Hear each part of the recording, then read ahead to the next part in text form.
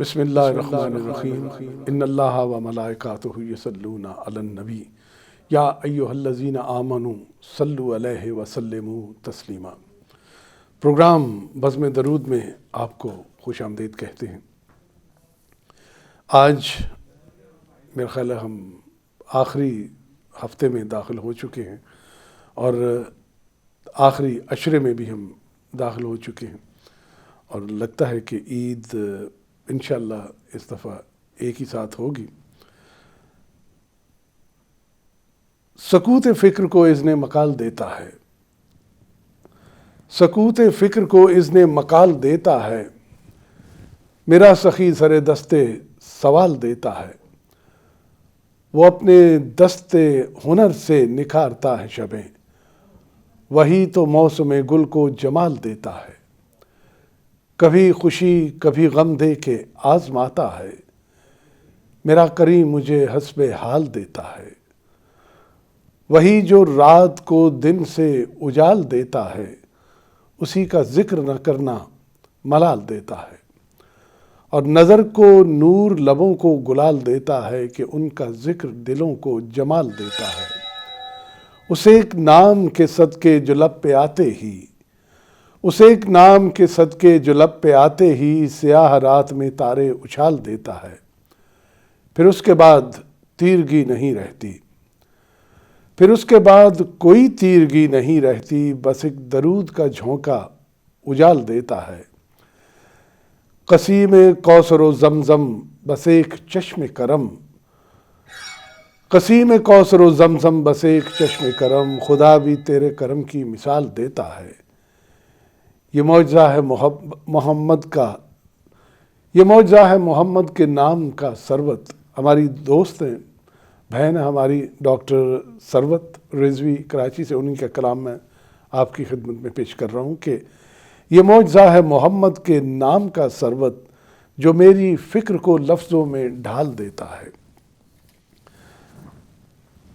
آج تھوڑا سا، کیونکہ 3 دن جو خصوصی پروگرام تھا وہ تھا امام علی علیہ السلام کی شہادت کے حوالے سے، تو آج چند باتیں جو ہیں میں شیئر کرنا چاہوں گا نماز کے حوالے سے۔ نماز جو ہے وہ اگر آپ کربلا کی نماز دیکھیں تو امام اپنی ہمشیرہ کو فرما رہے ہیں کہ مجھے نماز شب میں یاد رکھنا، یعنی میں کوئی واقعہ کربلا نہیں پڑھنا چاہ رہا، میں نماز کی آپ کو امپورٹنس جو ہے وہ بتانا چاہ رہا ہوں کہ ہم لوگ باقی دنوں میں یقیناً آپ سب لوگ، میں بھی، آپ بھی، سب دیکھنے والے نماز کی پابندی کرتے ہوں گے، لیکن رمضان شریف میں ایسا ہے کہ ہم لوگ کوشش کرتے ہیں کہ ہماری کوئی بھی نماز جو ہے وہ مس نہ ہو۔ تو امام جب میدان جنگ میں جانے لگے تو امام نے اپنی ہمشیرہ سے کہا کہ مجھے نماز شب میں یاد رکھنا، یہ ایک مقام پہ امام نے کہا۔ اور چوتھے امام سید الساجدین فرماتے ہیں کہ بغیر پلانوں کے اونٹوں پر میری پھپھی کی کوئی نماز قضا نہیں ہوئی۔ آپ تھوڑا سا اسے ویژولائز کیجئے، ذرا اسے غور سے دیکھیے گا کہ آپ بغیر پلانوں کے اونٹ پر ہیں اور آپ کی نماز قضا نہیں ہوئی، تو آپ یہ دیکھیے گا کہ یہ کتنی امپورٹنٹ چیز ہے نماز۔ پھر آپ 10 محرم کی نماز کو دیکھ لیجئے گا کہ سجدے میں سر ہے، جنگ کی حالت میں ہے، لیکن نماز سے غافل نہیں ہے۔ اسی طرح آپ اصحاب کی نماز دیکھیں، جناب رسالت مآب صلی اللہ علیہ وآلہ وسلم کی نماز دیکھیں، امام علی علیہ السلام کی نماز دیکھیں، تو کوئی بھی اہل بیت اطہار ہوں یا اصحاب ہوں، نماز سے کوئی بھی غافل نہیں رہا۔ تو اسی پہ تھوڑی سی یعنی بات کرتے ہیں کہ نماز کی امپورٹنس کیا ہے۔ کچھ اقوال ہیں معصومین کے، جناب رسالت مآب صلی اللہ علیہ وسلم کے، ان کے حوالے سے بات کرتے ہیں کہ نماز جو ہے وہ مومن کا نور ہے، نماز مومن کا نور ہے، اور نماز مومنوں کی معراج ہے۔ یعنی آپ دیکھیے گا کہ نماز جو ہے یہ اسے معراج قرار دیا گیا ہے۔ اور اس کے علاوہ معصوم ہی فرماتے ہیں کہ بے شک نماز میں شفا ہے، اور نماز جو ہے وہ جنت کی کنجی ہے۔ نماز کے حوالے سے یہ ہے کہ نماز دین کا ستون ہے، یعنی اسے ستون قرار دیا گیا ہے کہ جس نے، یعنی نماز جو ہے وہ دین کا ستون ہے، جس نے نماز کو چھوڑ دی اس نے اس ستون کو، یعنی آپ دیکھیے گا کہ ٹوٹلی ڈسکنیکٹ کر دیا، اور آپ کی جو عمارت ہے وہ ایک ستون پہ کھڑی ہوتی ہے، یعنی اگر ستون نہیں ہے تو آپ کی جو بلڈنگ ہے وہ نہیں کھڑی ہوگی۔ اور ایک اور جگہ امام فرماتے ہیں کہ جس شخص کے پاس نماز نہیں اس کا ایمان نہیں ہے، یعنی ایمان کے ساتھ لازم و ملزوم جو ہے وہ نماز ہے۔ پھر ایک اور جگہ فرماتے ہیں کہ بے نمازی کی جو دعا ہے، جب ظاہر ہے آپ دعا جب مانگتے ہیں تو آپ خدا کے سامنے کھڑے ہوتے ہیں، خدا کی بارگاہ میں کھڑے ہو کر آپ دعا مانگتے ہیں۔ ویسے تو دعا مانگنے میں کوئی پابندی نہیں ہے، یعنی آپ چلتے پھرتے ابھی یہ اسٹوڈیو میں دعا مانگ سکتے ہیں، لیکن نماز کے لیے، دعا کے لیے ضروری ہے کہ آپ جب بالکل اللہ کی بارگاہ میں کھڑے ہوں تو وہ زیادہ بہتر جگہ ہے کہ آپ جب دعا مانگتے ہیں۔ پھر ایک اور جگہ ہے کہ جو آپ کی نیکیوں کو، یعنی جو شخص نماز ضائع کرنے والا ہے اللہ اس کی نیکی کی بھی پرواہ نہیں کرتا، یعنی اگر آپ نماز نہیں پڑھ رہے تو اللہ کو زیادہ نیکیوں بھی آپ کی نہیں چاہیے۔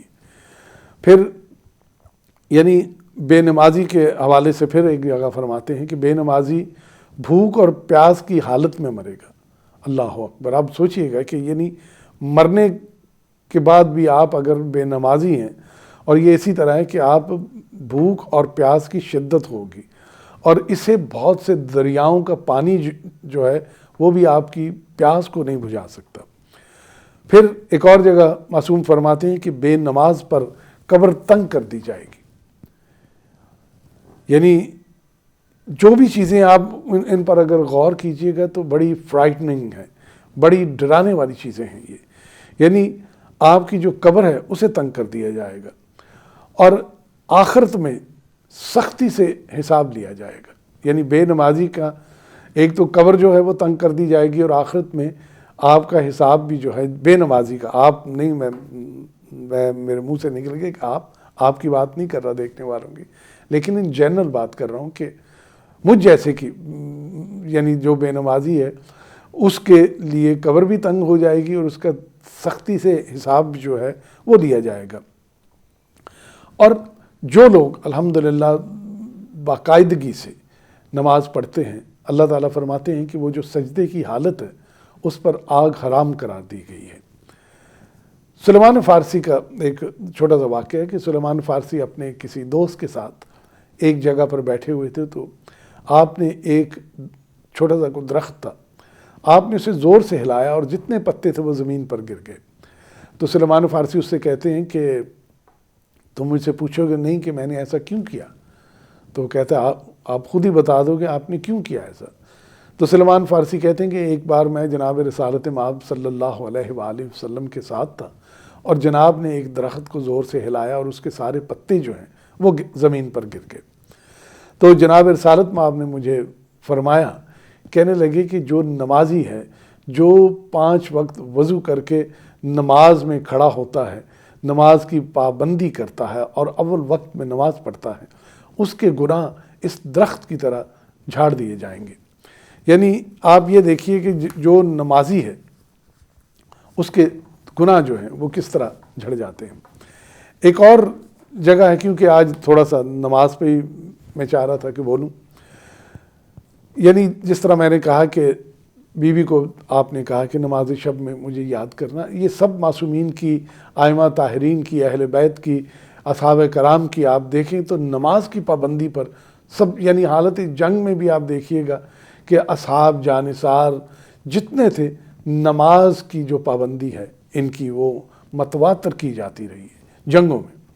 اور ہم لوگ ذرا کہیں لیٹ ہو جائیں تو ہم کہتے ہیں کہ بھائی لیٹ ہو گئے، رہنے دیں، نماز کو کیا پڑھنا ہے۔ اچھا، نبی سے کسی نے پوچھا کہ بہترین عمل کیا ہے، تو آپ نے فرمایا کہ بہترین عمل جو ہے وہ وقت پر نماز کا پڑھنا ہے۔ اس کے بعد فرمایا کہ والدین سے نیکی کرنا، اور اس کے بعد فرمایا کہ جہاد، یعنی آپ دیکھیے گا کہ جہاد اور والدین کی نیکی سے پہلے بھی جس عمل کا ذکر ہے وہ نماز ہے۔ امام جعفر صادق، چھٹے امام جعفر صادق علیہ السلام فرماتے ہیں کہ معرفت کے بعد جو سب سے زیادہ تاکید کی گئی ہے، جو افضل چیز ہے وہ نماز ہے، میں اس سے بہتر اور کوئی چیز نہیں جانتا۔ اس کے بعد رسول خدا فرماتے ہیں کہ بندوں کے جو اعمال ہیں ان سے سب سے زیادہ جو مضبوط ہے اور جو دین کا سرا ہے یہ نماز ہے۔ رسول پاک فرماتے ہیں کہ نماز جو ہے وہ اس طرح ہے کہ یہ دین کا سر ہے، اس کا ستون ہے اور اس کے کوہان کی چوٹی ہے۔ یعنی یہ تین چیزیں آپ نے فرمائی ہیں نماز کے حوالے سے۔ امام جعفر صادق پھر فرماتے ہیں کہ یہ جو انبیاء کی وصیتیں ہیں، جب انبیاء کی وصیتیں آپ ولز دیکھتے ہیں تو جو سب سے زیادہ تاکید کی گئی ہے وہ نماز کے بارے میں ہے۔ آپ انبیاء کا دیکھ لیں، کل بھی میرے جو مہمان تھے اختر آباد زینبی صاحب نماز کے حوالے سے بات کر رہے تھے، تو امام علی علیہ السلام اپنے بیٹوں امام حسن علیہ السلام اور امام حسین علیہ السلام اور باقی جو بیٹے ہیں، اپنے سب بیٹوں کو، اپنے سارے خانوادے کو، اور ساتھ کہتے ہیں کہ جہاں جہاں تک میرا یہ پیغام جائے، نماز کی پابندی جو ہے یہ آپ کو ہر صورت میں کرنی ہے۔ اور جس چیز کا سب سے پہلے حساب لیا جائے گا وہ آپ کی نماز ہے۔ نماز قابل قبول ہوگی اور اس کے بعد کے اعمال جو ہیں وہ قابل قبول ہوں گے۔ اگر آپ کی نماز قبول نہ ہوئی تو باقی کے اعمال جو ہیں وہ یقیناً جو ہے وہ ریجیکٹ کر دیے جائیں گے۔ اس کے بعد رسول خدا نے جو محبوب عمل فرمایا ہے وہ نماز کے بارے میں، اور کہتے ہیں کہ مجھے میری آنکھوں کو جو ٹھنڈک قرار دیا اللہ نے وہ نماز ہے۔ جس طرح ایک بھوکا ہے اس کو کھانا دیں گے اور کھانا کھانے کے بعد وہ سیراب ہوگا، اسی طرح کسی شخص کو بہت پیاس لگی ہوئی ہے تو آپ اسے پانی کا پیالہ دیتے ہیں، وہ پانی پیتا ہے اور پانی پینے کے بعد وہ سیر ہوتا ہے۔ یعنی بھوکا بھی جو ہے وہ کھانا کھانے کے بعد سیر ہو جاتا ہے، پیاسا جو ہے وہ بھی ہو جاتا ہے۔ لیکن جناب رسالت میں آپ کہتے ہیں کہ میں نماز سے میرا جی نہیں بھرتا، یعنی نماز یہاں تک کہ اللہ تعالیٰ کی وحی آ گئی کہ میرے محبوب اتنی عبادت نہ کیا کرو۔ امام اپنا رسالت مآب صلی اللہ علیہ وسلم کے پاؤں مبارک جو ہیں وہ سوج جایا کرتے تھے بارگاہ خدا میں کھڑے ہو کر۔ تو ہم کم از کم جتنی نمازیں ہیں ان کی اگر پابندی کر لیں تو بہت سے نوافل تو آپ یقیناً کرتے ہوں گے، لیکن میں اپنی بات کر رہا ہوں، مجھ جیسا گناہ گار اگر دن میں 5 نمازیں بھی پڑھ رہے تو میں سوچتا ہوں کہ آج کا دن تقریباً ٹھیک گیا ہے کہ میں کم از کم آج کے دن میری کوئی نماز قضا نہیں ہوئی۔ حالانکہ جو سب سے آپ کا شیطان کے خلاف اعلان جنگ ہے وہ فجر کی نماز ہے۔ فجر کی نماز بہت مشکل ہوتی ہے، آپ کی جنگ اپنے آپ سے ہوتی ہے کہ آپ اپنے آپ سے لڑتے ہیں۔ مجھے آج بلکہ ایک پرانے میری بکس میں ایک کاغذ ملا، تو یہ ویسے تو ایک اقتباس ہے لیکن میں چاہوں گا کہ آپ سے یہ شیئر کروں کہ کسی نے اپنے حوالے سے یہ بات لکھی۔ تو وہ بندہ لکھتا ہے کہ میں جلدی آفس سے گھر آیا اور اماں کو کھانے کا کہہ کر وضو کرنے چلا گیا۔ مغرب کا وقت ختم ہونے والا تھا، جیسے تیسے وضو کیا اور نیت باندھ لی۔ دوران نماز بار بار اپنے گیلے چہرے کو اپنی کھلی آستینوں سے میں صاف کر رہا تھا۔ رکوع میں جاتے ہی مجھے خیال آیا کہ اماں کی دوائی لانی تھی، وہ نہیں لا پایا، اور میں نے بچوں کی فیس کے لیے ATM سے جو ہے پیسے نکلوانے تھے وہ بھی نکلوا نہیں سکا۔ اچھا، جب سجدہ کیا تو اس میں بھی مجھے گھر کی ذمہ داریوں کے بارے میں باتیں جو ہیں وہ یاد آنی شروع ہو گئی۔ تھکاوٹ کی وجہ تھی، مجھ پہ تھوڑا سا نیند کا غلبہ بھی تھا، تو کہنے لگا کہ جب میں سجدے میں گیا تو مجھے غنودگی کے ساتھ نیند آ گئی، اور عجیب منظر میں نے دیکھا۔ نیند میں منظر دیکھتا ہوں کہ لوگوں کا ہجوم ہے، کوئی یہاں بھاگ رہا ہے، کوئی وہاں بھاگ رہا ہے، تو کچھ لوگ کاغذ تقسیم کر رہے ہیں۔ میرے پاس آ کر مجھے بھی ایک کاغذ دے دیا گیا اور کہا کہ بھئی وہاں جا کر تم کاغذ اپنا جو ہے وہ جمع کروا دو اور اس کے بعد جو رزلٹ ہے وہ آئے گا اور آپ کو بلا لیا جائے گا۔ جہاں باقی لوگ کاغذ جمع کروا رہے تھے میں نے بھی جا کے کروا دیے۔ پھر ایک نام پکارا گیا، فیصلے کیے۔ میں نے دیکھا تو ایک بندے کا نام لیا انہوں نے، تو کہا جی اس کو جنت میں بھیج دو۔ اس کے بعد ایک اور بندے کا نام لیا، انہوں نے کہا جی کہ اس کو بھی جنت میں جو ہے آپ بھیج دیں۔ کہنے لگا کہ اس کے بعد میرا نام پکارا گیا۔ جب میرا نام پکارا گیا تو میرے پاؤں کے نیچے سے زمین نکل گئی کہ یا اللہ اب کیا بنے گا، کہ اب میرا رزلٹ جو ہے وہ میرے سامنے آ رہا ہے۔ تو ساتھ ہی فیصلہ بھی سنا دیا گیا کہ جہنم۔ مجھے اپنے کانوں پر یقین نہیں آ رہا تھا کہ یہ جہنم جو ہے، یہ جب سنا میں نے تو میں دیکھا کہ دو بندے جو انہوں نے آ کے مجھے پکڑ کر گھسیٹنا شروع کر دیا۔ میں پکارنے لگا کہ رکو بھائی، تھوڑی دیر رکو، یہ کسی اور کا نام ہوگا، یہ میرا نام نہیں ہے، میرا تو جنت والوں میں نام ہونا چاہیے۔ میں تو بہت یعنی دیندار قسم کا بندہ ہوں، میں نے کبھی جھوٹ نہیں بولا، کبھی کوئی خیانت نہیں کی، میں نماز بھی پڑھتا ہوں، جھوٹ بھی نہیں بولتا، شراب نہیں پیتا، اور کسی کے ساتھ میں نے کبھی دھوکہ فریب نہیں کیا، تو پھر مجھے جہنم میں کیوں لے کے جا رہے ہو؟ مگر مجھے وہاں پر کوئی سننے کو تیار ہی نہیں تھا، وہ مجھے گھسیٹ کر لے جا رہے تھے۔ مجھے آہستہ آہستہ جو ہے جہنم کی گرمی جو ہے وہ محسوس ہونی شروع ہو گئی۔ مجھے انہوں نے پکڑا اور اندھیرے گڑھے میں مجھے پھینکنے کو تیار کھڑے تھے۔ مجھے اچانک اپنی نماز کا خیال آیا کہ نماز کہاں ہو تم؟ میں نے نماز کو پکارنا شروع کر دیا، نماز بھی خاموش۔ جہنم کی آگ کے شعلے مجھے زیادہ شدت سے محسوس ہونے لگے اور میں بے چین ہونے لگا، اور مجھے جہنم میں دھکیل دیا گیا۔ مجھے جیسے ہی دھکیلا گیا، ایک سفید داڑھی والے بزرگ آئے، انہوں نے فوراً میرا ہاتھ جو ہے وہ تھام لیا اور مجھے جہنم سے کھینچتے ہوئے باہر نکال لیا۔ میں اس وقت یقیناً ڈر سے کانپ رہا تھا۔ پوچھنے لگا کہ آپ کون ہیں اور مجھے کیوں بچایا؟ تو کہنے لگے کہ میں تمہاری نماز ہوں۔ میں غصے سے بول پڑا کہ اب آ رہے ہو جب مجھے جہنم میں دھکیلا جا رہا تھا، اگر عین وقت پر تم آ جاتے تو عین وقت پر اگر تم نہیں آتے تو مجھے تو جہنم میں پھینک دیا تھا انہوں نے، کیا پہلے نہیں آ سکتے تھے؟ تو بزرگ کہنے لگے کہ جیسے تم نے مجھے تاخیر سے پڑھتے تھے، کبھی مجھے وقت پر نہیں پڑھا، ویسے ہی میں تاخیر سے آیا ہوں۔ کبھی تم نے مجھے وقت پر پڑھا ہی نہیں تو میں وقت پر کیسے آتا؟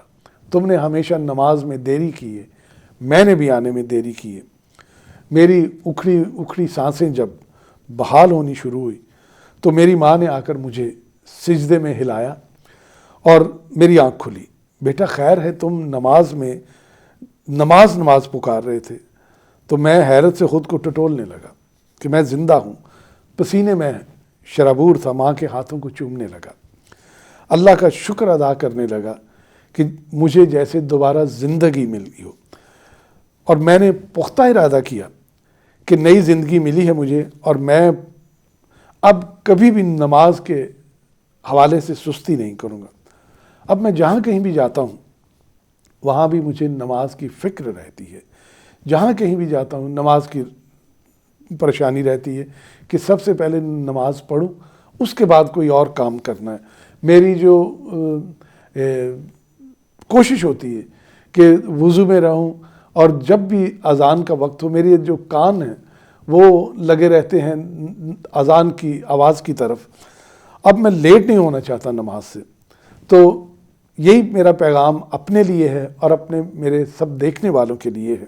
بلکہ میں یہاں پر شکریہ بھی ادا کروں کہ کل کا جو ہمارا پروگرام تھا الحمدللہ بہت سے لوگوں نے دیکھا، بہت سی اس کی فیڈ بیک آئی۔ یہ سچی بات یہ ہے کہ میں تو پہلے بھی کہہ چکا، میں کوئی نہ اسکالر ہوں، نہ کوئی مولوی ہوں، نہ کچھ بھی نہیں ہوں، میں ایک عام سادہ سا مسلمان ہوں، اور آپ نے نوٹ بھی کیا ہوگا کہ میں سادہ سی گفتگو کرتا ہوں جو بچوں کی سمجھ میں آ جائے اور بڑوں کو جو ہے وہ سبق سناتا ہوں۔ تو یہ ہے کہ میں ایک عام جو سادہ سے لوگ ہیں ان تک ایک سادہ الفاظ میں جو ہے میرا پیغام پہنچتا رہے۔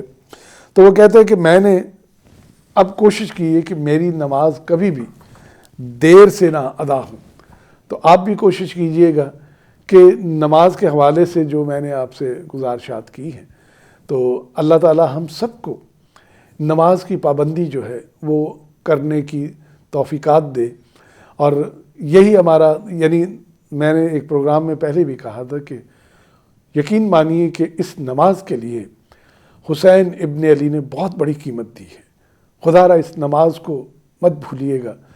پہلے لوگ کہتے تھے کہ نماز کے لیے وقت نہیں ہوتا، اب لوگ گھروں میں مقید ہیں، تو نماز کی پابندی جو ہے وہ ضرور کیجیے گا.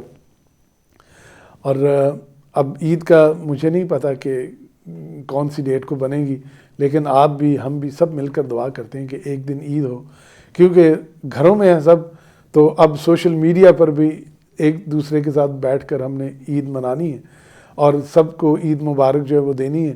تو کوشش کریں گے کہ، تو دوسرا ہے کہ ابھی ہمارے یہ جو آج تو کافی ٹیم جو ہے وہ اویلیبل نہیں ہے، تو عثمان ہمارے جو ٹیکنیشین ہیں، یعنی مین آپ کہہ لیں، ان کی بھی آواز آئی ہے کہ انکل آپ سے عیدی بھی لینی ہے. تو یقیناً بچوں کو عیدی بھی دینی ہے، اور اگر کوئی افطاری عثمان کو کرانا چاہے تو آپ اسٹوڈیو کے نمبر پر رنگ کر کے اسے عیدی بھی دے سکتے ہیں اور افطاری بھی دے سکتے ہیں. تو کل تک کے لیے مجھے اجازت دیجیے گا. آپ پر خدا کی رحمت اور سلامتی ہو. اللہ حافظ.